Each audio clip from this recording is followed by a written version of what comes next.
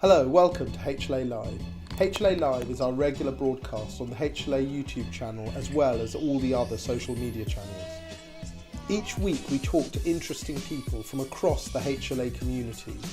Good evening, everyone. I am really excited to be chairing tonight's meeting. Hi, I'm Rosie Spooner and I'm hosting HLA Live this Wednesday. And I'm an HLA scholar and I'm also going to be your host this evening. To share with us their ideas and their innovations and hopefully bring them to a global audience. Quite quick, we have ideas, let's do this, let's do that. So many of the topics come from our community, with scholars and faculty expressing an interest in many of the discussions that we're about to have. Hello everyone and welcome to the HLA Live session on widening participation in the postgraduate realm. Homelessness and health. Addiction and the new normal. HLA programs are built on 6 pillars. The leader is an innovator and entrepreneur. The leader is a communicator. The leader is a manager. The leader as a negotiator. The leader as a follower. And the leader as a philosopher. If you are interested in becoming a HLA scholar, why not get in contact? Many of the episodes in HLA Live will cover one or more of these important pillars. The HLA team consists of Pedra, Eamon, Tim, Riddy, Alistair, Adil and Trisha, and a range of other HLA scholars and faculty. Episode 35 of HLA Live is once again hosted by Eleanor Morris and is entitled Balance, Taking Opportunities in Work and Life. Hello, welcome back to episode 2 of Women in Healthcare Leadership's webinar series this year. For anyone who's not seen our first episode, I'd recommend you have a look. Women in Healthcare Leadership is a network within the Healthcare Leadership Academy. And today we'll be talking about balance and about taking opportunities in work and in life, as female leadership is still disproportionately small compared to the number of female healthcare workers we have. And part of that comes down to the impressions we have about work-life balance. So without further ado, I'm going to go on and interview our speakers. And the first question that we have is, why do actually female doctors sometimes worry about striking a work-life balance? So what are those problems and those barriers? And when do these concerns start? So we're going to move to some of our speakers to answer this first question. Okay, so I think that some of the problems and the barriers that we have lies in the types of personality or women that go for the roles in the first place. So I feel that when you go for something like medicine or dentistry, you are automatically, you're going to be a strong person, you're going to be driven, you're going to be academically brilliant, highly intelligent, perfect age. You've just never failed. And that is part of the problem. We need to fail more, because when you've never failed, you aim for perfection. So I think when it comes to work life, there is this pressure that I feel to be the perfect house manager, to be the perfect dentist, to be great at my job in leadership, to be the perfect mummy, to be the perfect wife, friend, cook, whatever it might be. And when we don't achieve that, it's failure. Yeah, so it's quite an interesting question. I feel that the question of why do female doctors, clinicians, or in any leadership capacity have these barriers is that you tend to have backward mindsets that come into play, and these are where the problems and barriers start. So concerns start arising, I feel, due to societal pressures. So society makes these barriers for females exist. So the questions that we get asked as females: when are you getting married? When are you going to have children? Oh, you can't choose that career pathway if you want to be a mother. So these are the things that I've heard personally myself. But it's who made up these rules. Personally, I'm a clinical academic or aspiring clinical academic. And I think that any clinical academic finds it hard to balance clinical and academic life. And then you throw into the mix becoming a mother, taking maternity leave, having a husband who has a very involved job as well. So you take that sort of primary caregiver role on top of trying to balance clinical and academic commitments. And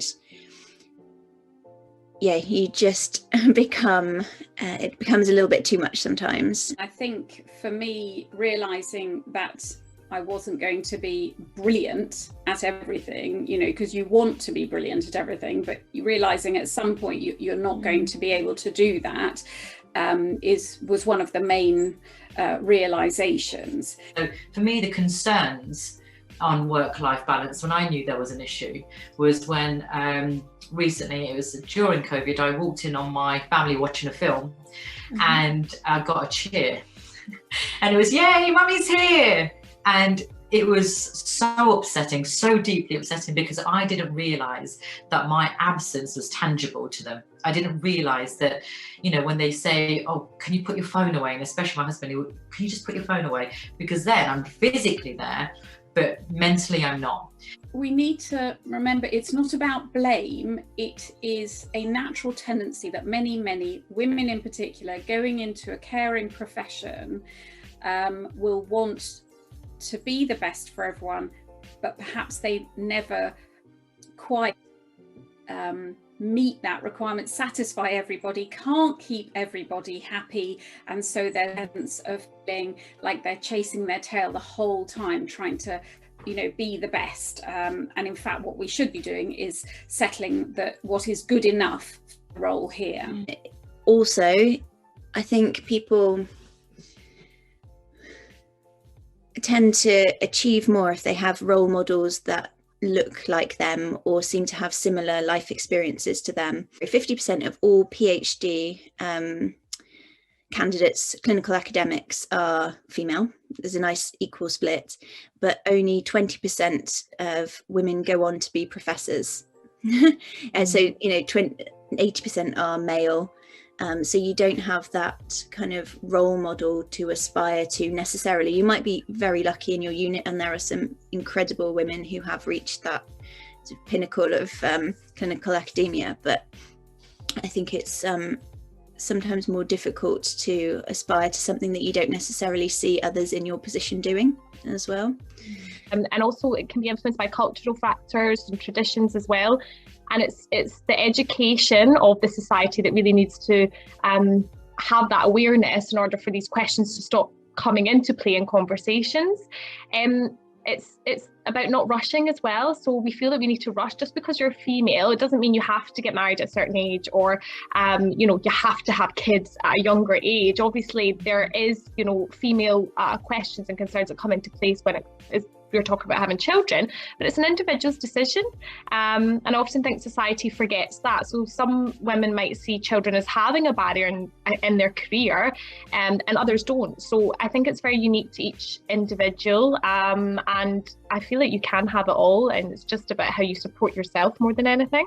The second question is, do you think that the stereotypical conflict between being a doctor and a mother still exists? So I think that being in any role within healthcare, there is stereotypes attached to each role. And I feel that it's whether the stereotype still exists in people's minds more than anything. So it's what the environment that someone's been in has really conditioned them to think. There is definitely a lot more understanding now, and there are mothers in leadership roles, and there are organisations and different initiatives to help mothers back into work. There's a lot more support than there was, but I think there's just the general feeling as a clinician or a caregiver that you owe so much to your patients and to the NHS that you still feel guilty that you're not giving everything. It is never-ending guilt, basically. You always feel tired, and again, you never feel like you're quite, you know, achieving what you should be for everybody else. So you can feel like you know, you try really hard, but you never quite make it. You can't keep everybody happy, whether that's your children or your patients and your work colleagues. You're always pulled in both directions. And then you go home and you're not giving everything to your child. So there's this huge conflict within you. So for example, my mum went back to university full-time to study when she had my sister and I as children. But throughout my life, I watched my mum, you know, be the cooker, the cleaner, work full time. I watched my dad work full time as well, but he didn't come back and do all the cooking and all the cleaning. And I kind of feel that she was the leader of the house, and she was available for us as well. So resilience is key. Having that resilience of, I've got through today, and it was a hellish day, and it's been meeting after meeting, and my back's hurting, and I've still got to do X, Y, and Z for the kids. And then, mummy, what's for dinner? But you get through it, and you know that means you're closer to post-COVID, hopefully, or getting used to adapting to a new way of life. And myself, I don't have children at this moment, hopefully soon, but I don't feel that having children has stopped me, thinking about having children has stopped me in making any decisions for my career, because I do think that you can consider both aspects and not be scared to consider both aspects. I think as well that postponing children to pursue career is something that comes into play. So it is like a conflict, I think, in females' minds, but actually you don't need to take the conventional career route and have to do everything, right at the times of when is expected of you. And I think, I've done that myself. I've not done the conventional route of going in my career, and I had an amazing chat with a professor not too long ago actually about career routes and just discussing with her, and she gave me really great advice that really enforced me that you can have it all. If you want a family, you can develop your career throughout your life with your family alongside you, and I think that the stereotype does exist amongst many other things, but it's actually how you view that stereotype as well in the decisions you make. Have you ever encountered problems engaging in leadership or in academic opportunities due to reasons related to being a woman? So, yeah, this is quite a strong question, isn't it? So the question is, being a female, has it stopped me engaging in leadership or academic opportunities? Absolutely not. But has a female caused me to have barriers or challenges in pursuing these opportunities? Absolutely, yes. See, the reason why I find that one difficult to answer is whenever there are barriers, lots of barriers, but is that a barrier because of I'm a woman, or because I'm a woman of colour? Or is that because actually when I was going for them, I was really quite young? And could it be even ageism? So was there a perceived lack of inexperience? How will I get the experience unless you let me in? It became this vicious cycle. But especially over the last few weeks, I have started to see more and more that gender inequalities still exist. They are massive. And it's, it's sorry to say, but we need to start focusing on the elephant in the room. I have definitely had comments about jobs that I've applied for where I've literally been told, well, I can't imagine a woman doing the job. Or when I applied for one job, I was heavily pregnant, and I was taken to one side by somebody whose absolute intentions I'm sure were right, but to tell me that, when you're a mum, you'll feel differently, you won't want to do this job. And I obviously smiled politely and said, okay, well, let's just see what happens. And of course, I loved the job, and I did, carry on with it for many years. So I think we have to think about this and admit to ourselves that in this daily life we're pretty lucky, the opportunities that we as females have. And I shouldn't have to say that we're lucky, but in terms of previous generations, comparison to what opportunities females had, we tend to have a lot more available to us in previous generations, and unfortunately in today's world it still exists in some areas where they don't have these opportunities. But I've been told by a male in a senior position before I secured my leadership job role that I would never make it any higher within the leadership world due to me being female, one, mixed race, and having a bubbly personality, because it doesn't go hand in hand is what I was told. So having someone in a senior position say that, having someone in a senior position say in terms of academic opportunities, I shouldn't bother submitting work to an international conference because it will never get accepted. So it's how you react and you respond to this. So for the leadership aspect, I went for the job anyway and I got it. So you just turn around and think, okay, well, obviously what they were saying is their opinion and that's their view, but it's not everybody's view. When it comes to sexism or everyday sexism, and again, another barrier are things like assumptions that have been made. So I have had an interview, are you married? Which again, relevance. Are you going to be having children soon? the assumption that you're going to go on maternity soon. I remember one interview where the gentleman in question asked, well, if the kids are sick, would it be you that needs to stay at home? And it's ludicrous, and that was a long time ago. We're talking at least 8 years ago. The assumptions now that homeschooling must be done by women, or you must have an incredibly supportive husband. Well, no, maybe actually. I'm a single mum. I'm managing to juggle kids. I'm managing to juggle schooling and hold down a career. That you can't have that assumption that you must be supported in order to do that.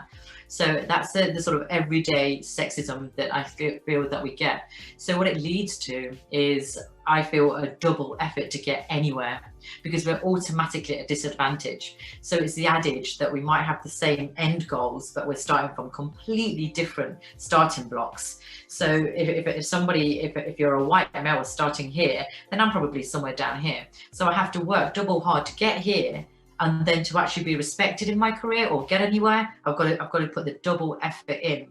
And that is automatically a barrier physically and mentally, where there's just I don't feel there's any equity to be able to get to where you want to get to. There was actually a period when I was breastfeeding, so I couldn't go away, and there goes my husband. So yeah, there were times when I was breastfeeding and I couldn't spend time away from my child. So I couldn't go on a residential course away with my laboratory, which would have been really beneficial to the work that I was doing at the time. Organisational structures. So what I mean by that are the barriers with the recruitment process. And that can be the way that the advert is written, using very masculine language, such as confident, strong, even the word leadership sometimes. Whereas women don't see themselves doing these things, they wouldn't respond so much to those sorts of words, maybe.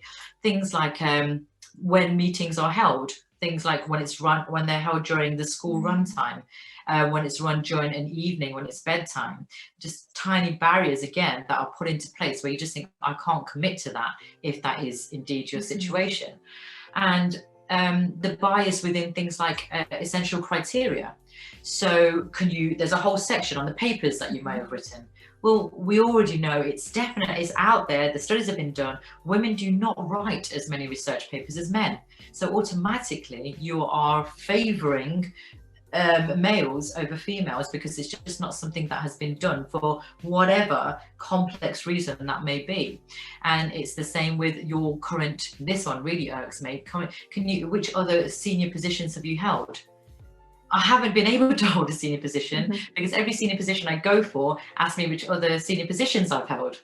And that is a double whammy, because people of colour, and as well as being female, it's the snowy peaks. We know that it's a very white male dominated field, the executive levels, executive boards. So if that's going to be a barrier for me to get in, how will I ever get the experience and be able to write it onto my CV in the first place? And I feel that that's something that really does need to go.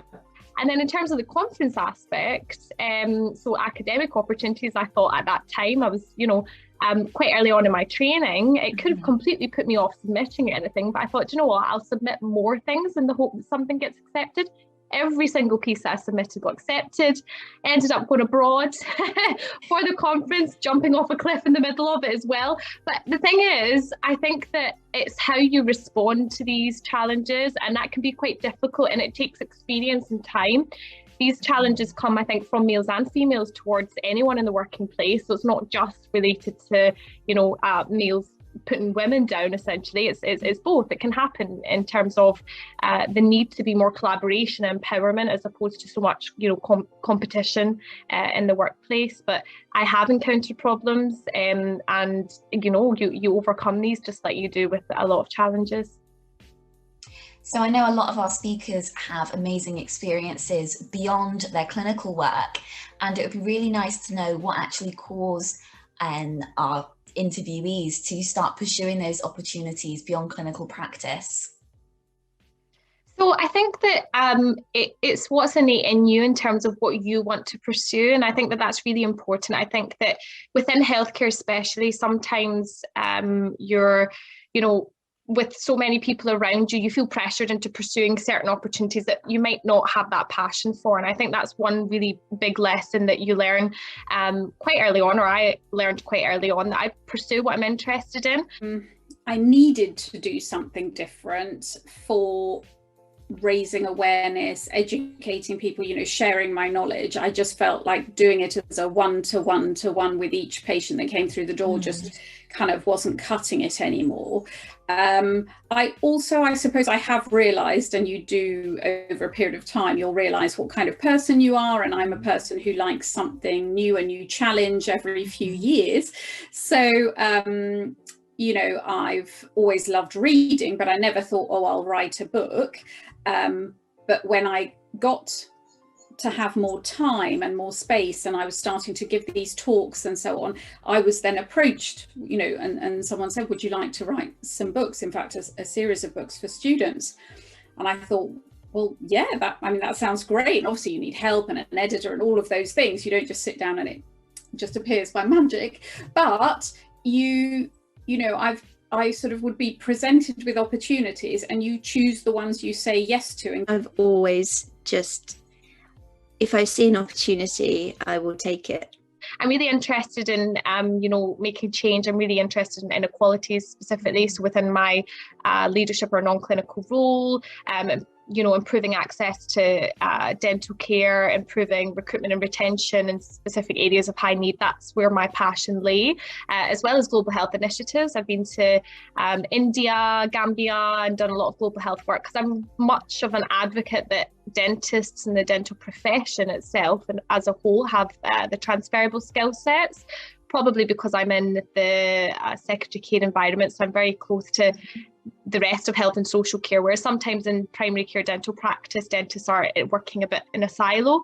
And I feel that what has encouraged me is passion, drive, motivation, and other people. I think that having that support network around you, and I have to say that I've had that support network from both female role models and male mentors as well. So I feel that surrounding yourself with those people that do encourage you to reach your potential is why I've taken the opportunities. When I was asked to do a TEDx talk, it is probably the most nerve-wracking thing that I've done, and I don't get nervous before public speaking. So for me, it was really unusual to be nervous, but I think the format and the formality of it, and the fact that you're timed and all of that, you have to memorize everything and be ready to go, that was quite intimidating as an experience, but also it's one of the best things I've ever done. So I'm very much about when opportunities come along,